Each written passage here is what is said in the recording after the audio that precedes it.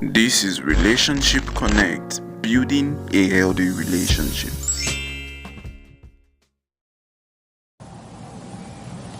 So you take notes good and you have your conversations over coffee. If they want to take you for ice cream, take your notebook. Say, let's talk about ice cream and let's talk about this. You interested in me? Let me find out if you understand what we're getting into here. Because I don't want you, I got a good life right now. I mean, a little lonely, but I got a good life right now. So I don't want you to mess up my loneliness.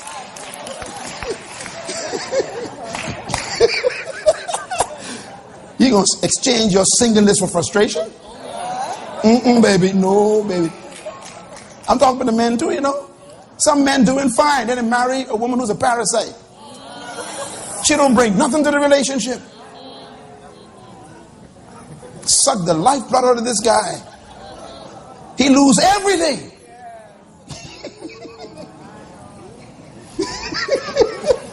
Should I stop now, Doc? All right, let me finish it. Write this down. Love is the manifestation of inherent nature of God. That's why God is love. And God cares all the time. It's when God's agape flow through the human spirit. That's true love. And let me define agape for you in a practical way. You ready? You got to write this down. This is how agape is defined in a practical way. Don't ever forget to teach it to your children. And everyone get a copy of this CD, please, and DVD. Because this is one of the most important sessions you've ever had. Young people, listen to this 10 times before you wink at anyone. Because you don't want to take a chance with your life. There are many people in here who are hurting right now. Going through this session, they're hurting. They're saying, my God, if I had had this 25 years ago. Or 30. Okay, here's what agape is. True love has no reason. What did I say? True love has no reason. This is what love is about. True love has no reason. In other words, if you could find a reason why you love someone, you just canceled the love. I'm going to say it again. If you can tell a person why you love them, the love is canceled. It's no longer love. This is why nowhere in the Bible, nowhere on any page does God ever tell us why he loves us. It doesn't exist in the Bible. Because the minute you give a reason, it's no longer love.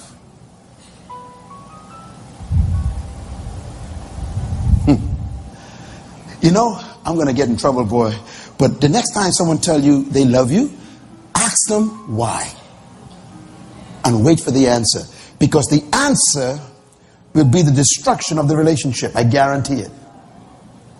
Whatever they answer will destroy the relationship.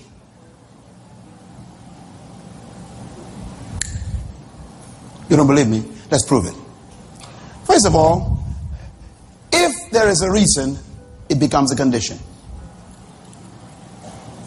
I love you because you got a good job, but you better keep that job, brother. That's the condition, you see. I love you because you weigh 132 pounds, 36, 28, 42. Listen, you better stay that size all your life. It's a condition. I love you because you're an athlete. You winning all the awards. Yeah, don't you ever get in an accident and get crippled from the neck down. Because the love is canceled. Wherever there is a reason, there's a condition.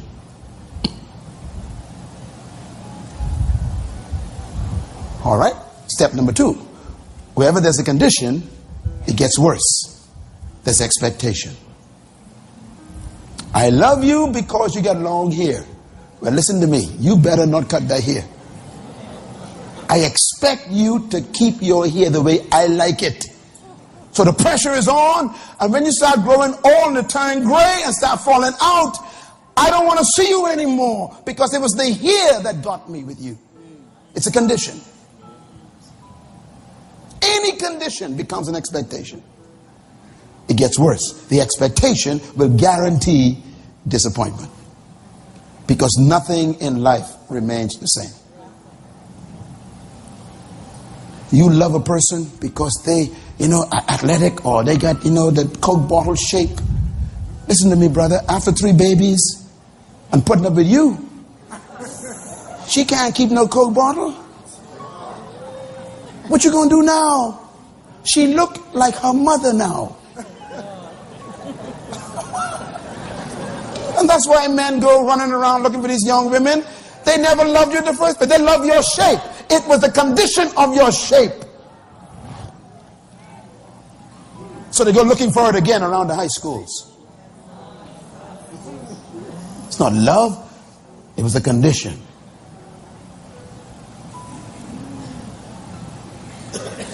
She loved you because you got that job, CEO at that company. And that company shuts down because the headquarters is overseas, and now you are down to 0, brother. I wonder if she still will live with you. Condition. She expects you to live and work there for the rest of your life.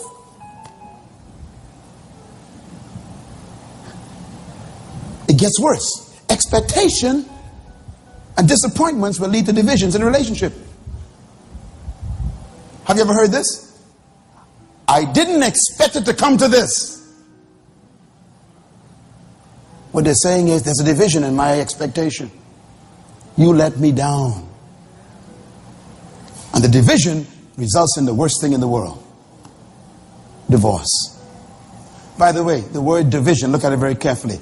DI means 2. Vision means 1. So when you have disappointment, you end up with 2 visions in the house. And Jesus said, any house division against itself cannot stand. Once you change and get 2 visions, it's over in the relationship.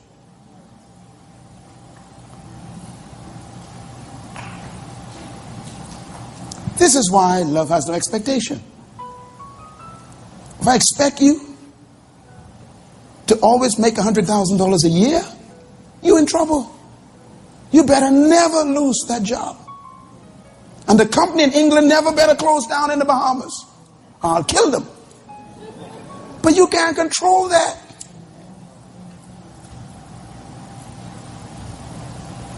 There are so many people in this place who are pressured because of expectations.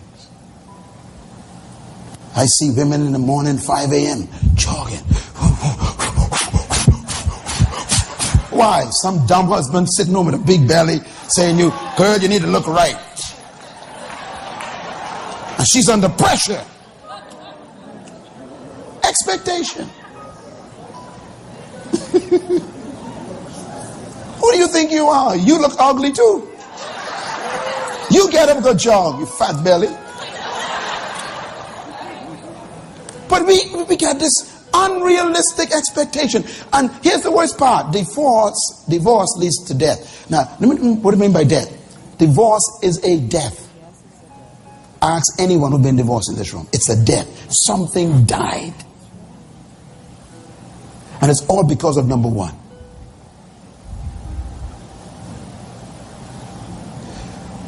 You tell me why you love me, and I am in trouble. Because now I got to maintain what you expect. It's too much pressure.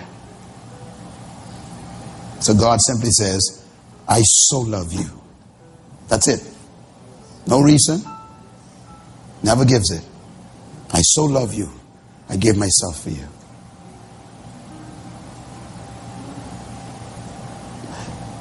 That's why our relationships ain't working. Some of y'all think, Pastor Myles is crazy. Years ago I told you when I first got married, 32 years ago in BFM, I told you, I said, look, I expect nothing from my wife, Ruth Ann. Nothing. And today she'd tell you, I expect nothing. She ironed my shirt yesterday. I told her, what you doing? We're in the room, but she ironed my shirt. I said, honey, I had done wake up ready to iron that. Why? Because I don't expect you to iron it. So I tell her, thanks. Every time she cooks, I tell her thanks. Why? When I come out ready to cook. When you expect nothing, you're prepared to do it yourself. And when someone does it, you appreciate it.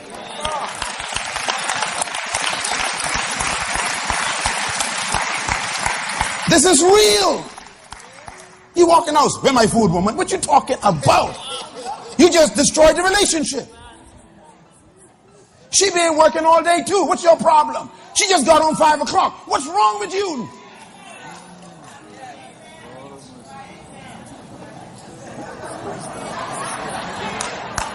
Put pressure on these people, man.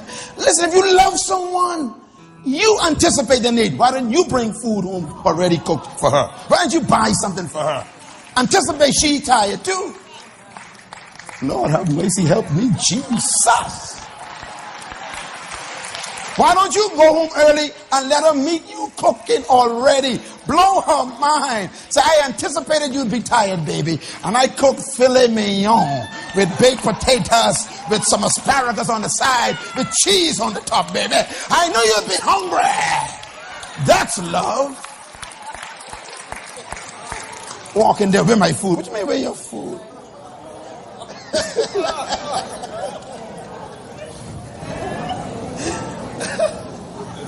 I wake up, get out of bed, and make the bed. My wife said, what you doing? I said, I slept in this bed. She said, you don't got to do that. I said, I know, but I expect to do it. I don't expect you to do this. That's why we are so close. That's why we love each other so much. Because there's no reason for our love. You got to get rid of it.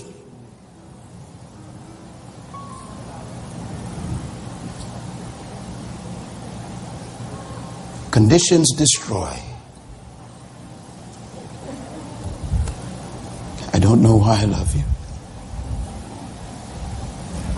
Let me give you a final thought here. Next, if we can pick up here. Number 8.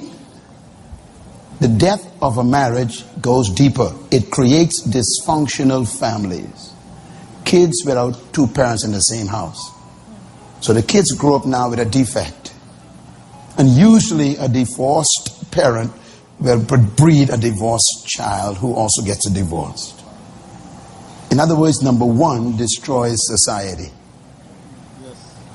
And that's how deep that is. When you find a reason for your love, you are destroying the Bahamas. Because you are creating criminals, potential broken homes, broken hearts, just by the decision to have a reason for loving a person. It goes all the way to the social decay in a country. Selah. We don't understand love. It ain't kissing and hugging and touching nobody's body parts. Love is so deep. We are still in eros. We need to go to the kingdom level. And number 10, social decay results in community destruction. You want to destroy a community? Find a reason for your love.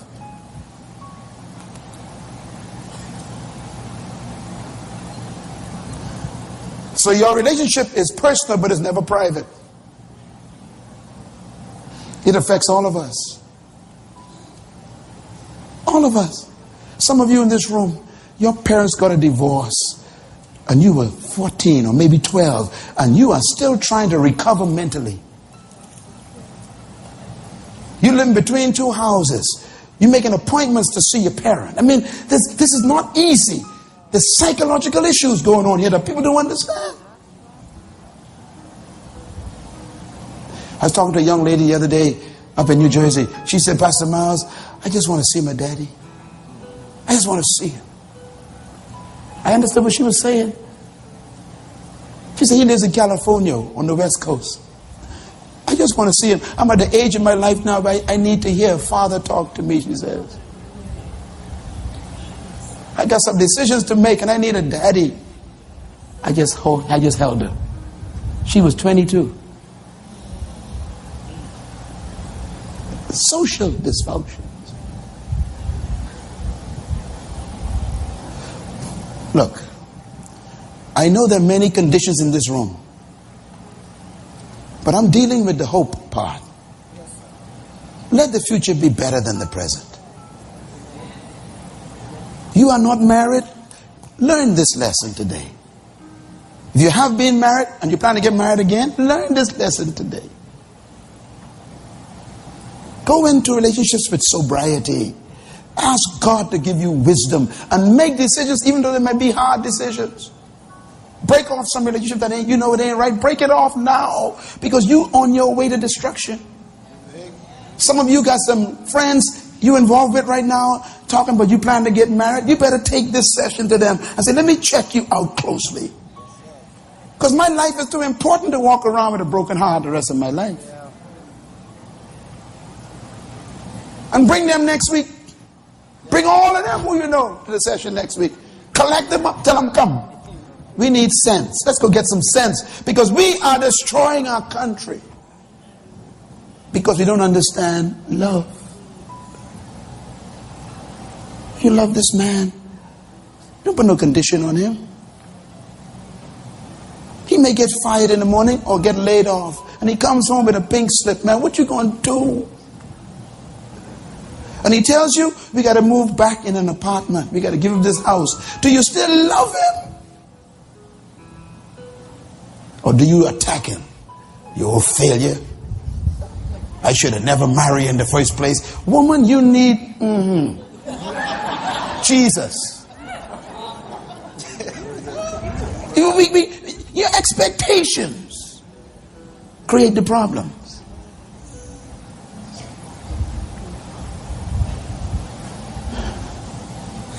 I love you if you got nothing. I love you if you got something. What love is this? That's the love that works. Let that love be shed abroad in your heart by the Holy Spirit.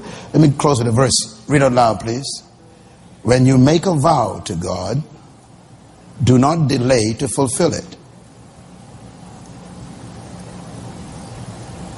You come down that aisle in your white dress, and you stand there with your tuxedo and your black suit, and you stand before God, and you start opening your mouth.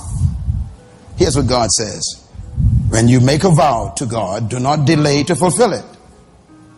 Because God has no pleasure in fools. He called you a foolish person if you stand there saying, I love you till death do I part, and you don't know what you're talking about. You make a vow, he says, and you don't fulfill it. I have no pleasure in fools. So fulfill your vow, he says.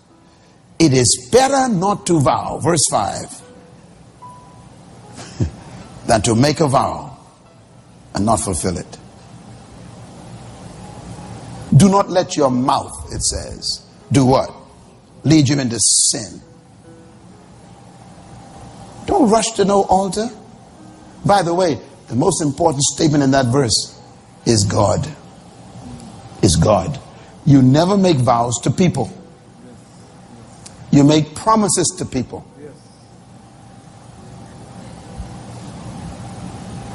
Vows are only made to God.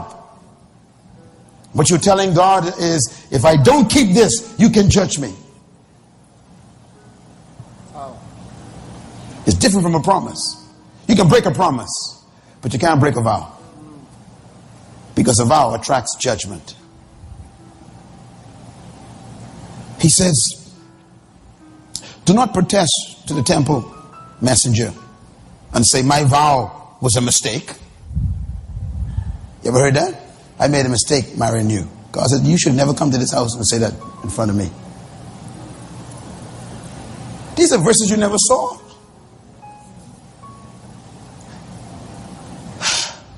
I made a mistake. Why should God be so angry at what you say and destroy the work of your hands? Much dreaming and many words are meaningless. He said, you dreaming, man.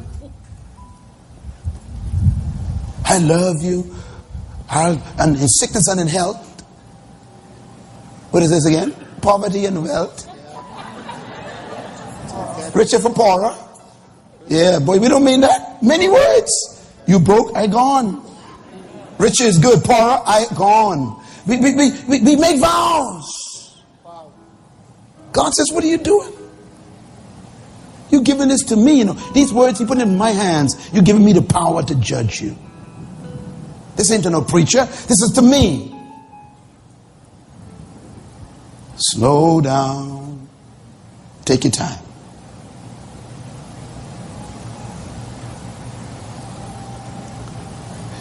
Look at the last part. He says, therefore, stand in awe of God. That means don't rush to no church with no bride dress. Don't buy no tuxedo too fast and get 5 men to stand with you with bow tie. Slow down. He says here, stand and be in fear of God. Be afraid to come down that aisle. Our problem is we ain't afraid no more. Well, if it doesn't work, I guess I'll get another one. Let me go down here and try this one. And you keep changing people. And both parties do it. Everyone's doing it. It's like people think this is a game. God says, look, be afraid of me, because I will judge you. May God have mercy on us. I want you to just write this down. Promises are made to humans and can be broken. I love you. You're the only one I love. That's a promise. Don't trust that.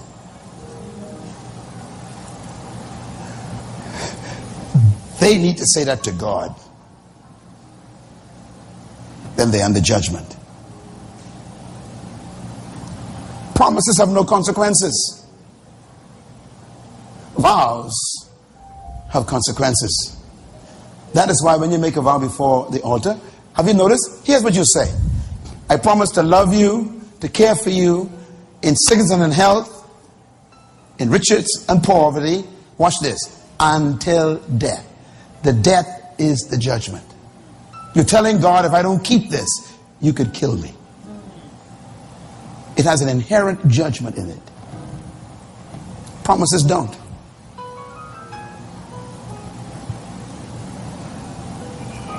An engagement is a promise. A marriage, a wedding is a vow. You can break off an engagement without consequences before God. But you can't break off a vow.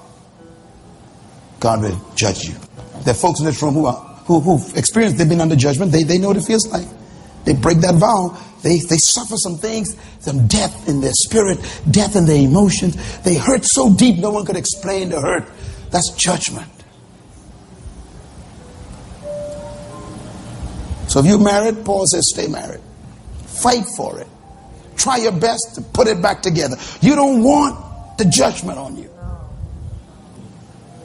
If you're being divorced, thank God for this session. Go buy the CD, listen to it 10 times, and if anybody wink at you, tell them listen to this too. It's 14 times. Because I ain't going twice in the wrong direction. I'm sure you've learned a lesson or two from this video. Please like this video and share with a friend or your family member so that they can also be blessed by this message. There are other related videos to this showing right on your screen, so click to watch more.